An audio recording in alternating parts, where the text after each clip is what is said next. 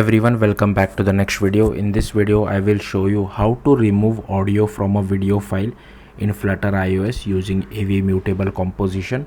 I have already made some similar video for Flutter Android as well, so if you are interested you can watch that. So I'll show you the output. I have one button called open video picker. If I click on it, it first asks you for photos permission. I have already given that, and then it displays all the videos which are present inside your photos app, and from this you can select any video. So I will just select this video, and it automatically removes the audio from that particular video and just plays the video file.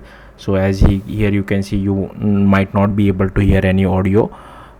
So yeah, that's what we will be doing, and if you want you can save this particular video as well. So the video is saved by clicking on the save button. If I click on open video picker again, here you can see there are now 2 videos. So let's see how to do this. So first, here I have created a stateful widget. So I have refactored my homepage widget, default homepage widget which is present, and here I have created one method channel called video picker platform.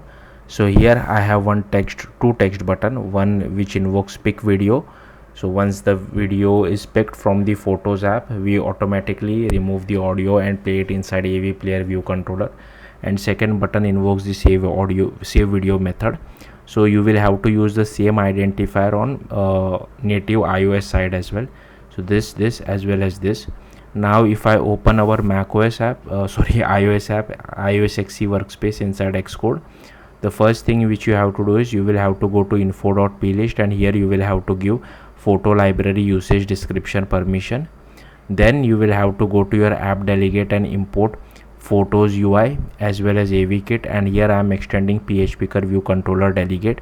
So here we are creating our controller first, then I am creating our Flutter method channel using the same identifier which we have used it on Flutter side. Then we are listening for 2 methods, pick video and save video. So once pick video is called, we first check for authorization. If that is given, then only we call the pick video method. And for saving video, once we have the final URL, I will tell you where exactly I'm assigning this particular final URL variable. Then I'm requesting for authorization, and once authorization is given, then we call this perform changes and call create request for asset from video past our final URL. Like this will be the transformed video where we have removed the audio file, and if it is success we just print it to the console. Otherwise for error also I'm printing it to the console, but you can handle it in a better way. And if you see for request authorization, so this is how we request authorization from our photos app. So once that is given, we make it as completion true. Also for the debug description, status.debug description, I have just created this extension. So if you want you can use this extension, it's not really necessary. Coming back to our code, once this particular request authorization permission is given, we call pick video. So here we just open our phpicker configuration, selection limit is 1, filtering by videos, and we open phpicker view controller. So once this is open, the callback comes over here, so this particular method.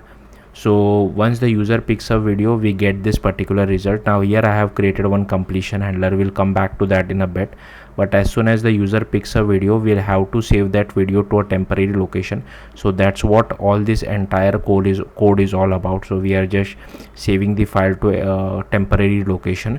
So this is the destination URL, and once that is done, we just call our completion handler. In case of any error also, we call our completion handler by passing nil as a destination URL and error, and over here we are just passing our destination URL, and error would be nil by default in case the destination URL is proper. So here we are calling our completion handler called wrap up, and the callback comes over here.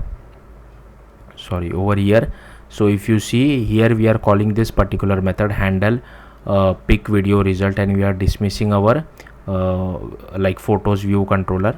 So if you go to handle pick video result, here you can see we are calling this remove audio from video method which I have created at the bottom, pass the URL, and here we get the updated URL where we are assigning it to our final URL variable, and then we just launch our AV player controller to play that particular video. And inside remove audio from video, we just create a file manager and AVMutableComposition as well as an AV URL asset.